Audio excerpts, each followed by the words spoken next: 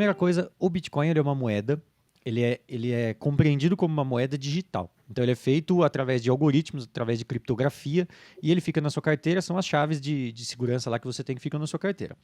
A rede do Bitcoin, ela é descentralizada. Então, quer dizer, não tem um banco central, não tem alguém que possa emitir mais moeda, não tem alguém que possa manipular aquela moeda.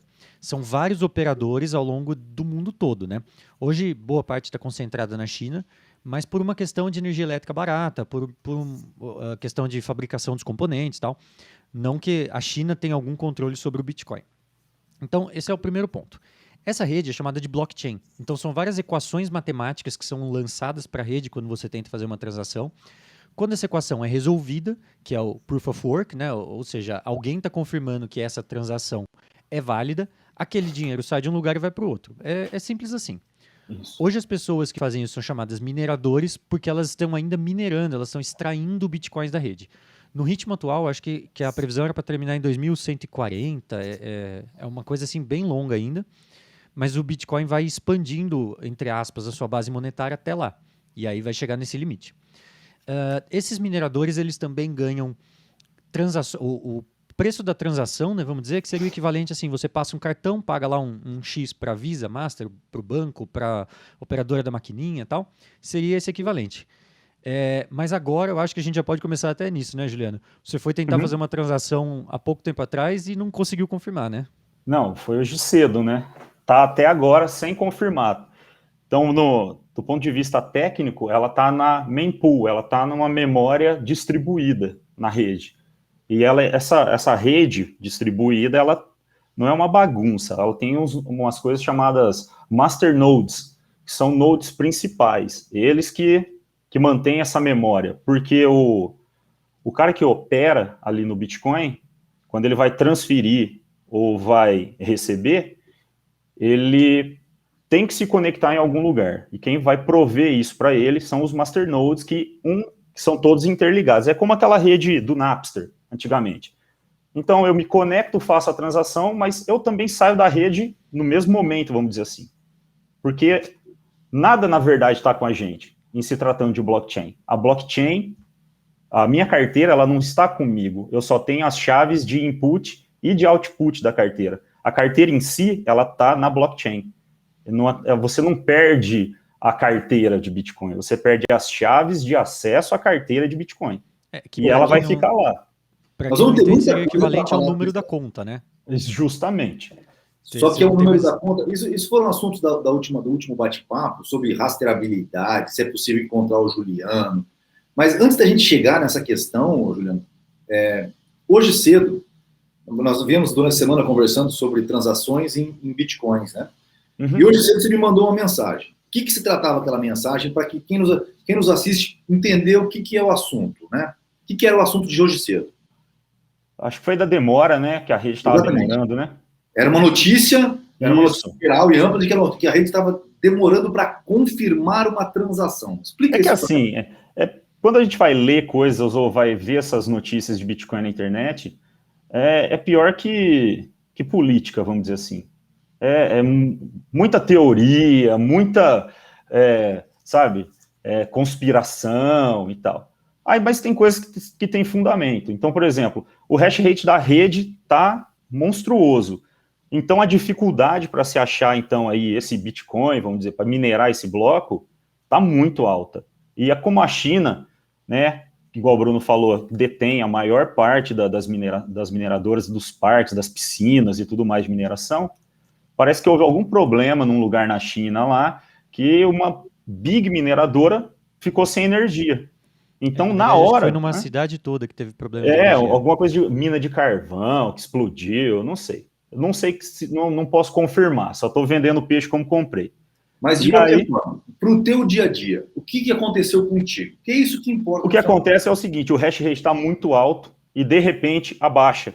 Só que a dificuldade, o algoritmo de dificuldade, o consenso de dificuldade, permanece o mesmo.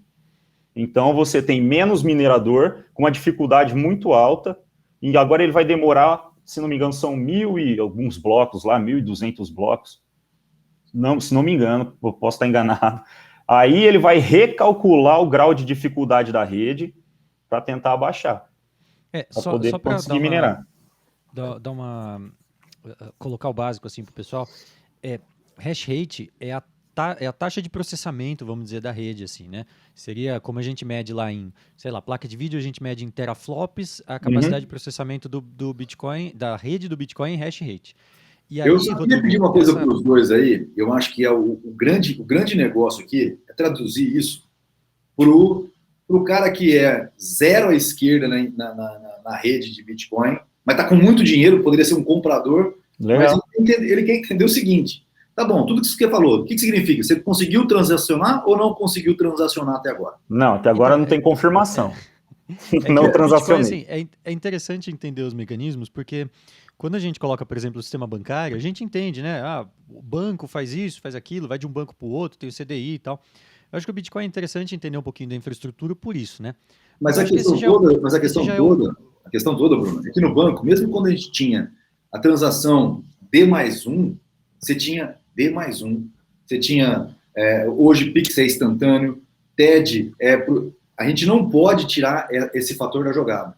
Eu não compro se eu não tiver certeza que daqui 2 dias está na minha conta.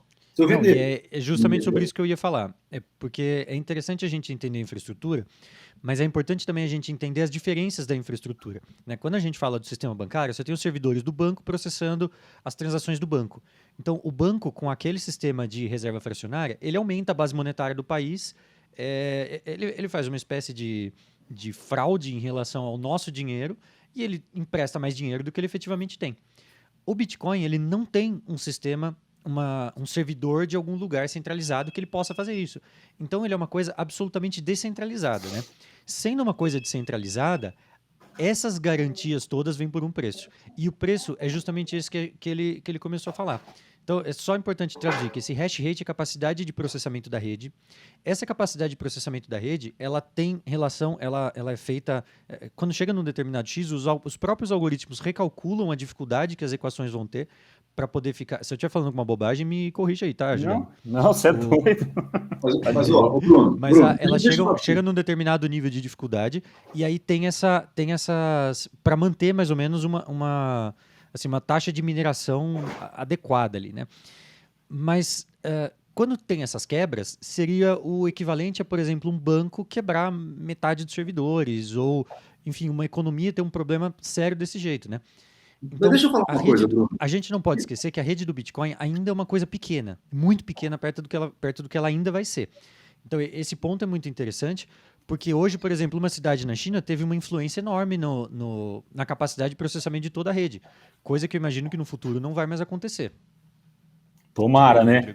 Tomara. A questão toda é o seguinte, o Bitcoin vai continuar sendo Bitcoin, essa moeda, só para um grupo pequeno de pessoas, se a gente não conseguir fazer com que o dono da construtora acredite que isso é moeda, o dono do supermercado acredite que isso é moeda, senão não vai comprar comida. Volta lá em Mises lá, cara, e aí a gente vai entrar em consenso. Se não tiver consenso, não vai ser moeda nunca. Se não tiver consenso, não muda o protocolo, não muda o algoritmo, você precisa ter consenso na rede. Eu posso ir lá e recompilar o código-fonte para, em vez de 10 minutos, eu quero em 1 minuto. Beleza, só que o consenso da rede não me aceita, porque a maioria não quer. Então, minha moeda não roda. Então, os caras têm que fazer reuniões, tem os comitês e não sei o quê. Eu estou trazendo para o mundo prático, não estou pedindo para fazer reuniões, mudar o sistema. Não, é que o mundo prático é o próximo passo.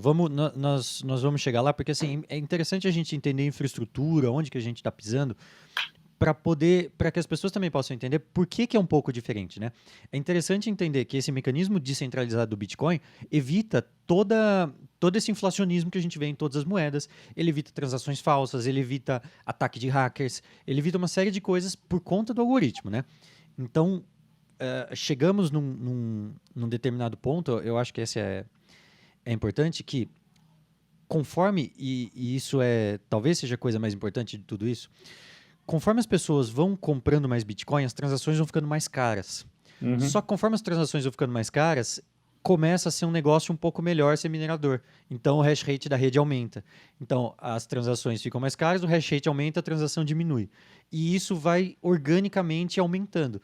Então o Bitcoin ele acaba sendo, quanto mais gente usa, mais estável, mais confiável. E as taxas, dá para dizer que elas vão ser menores, Juliano? O que você acha para um futuro?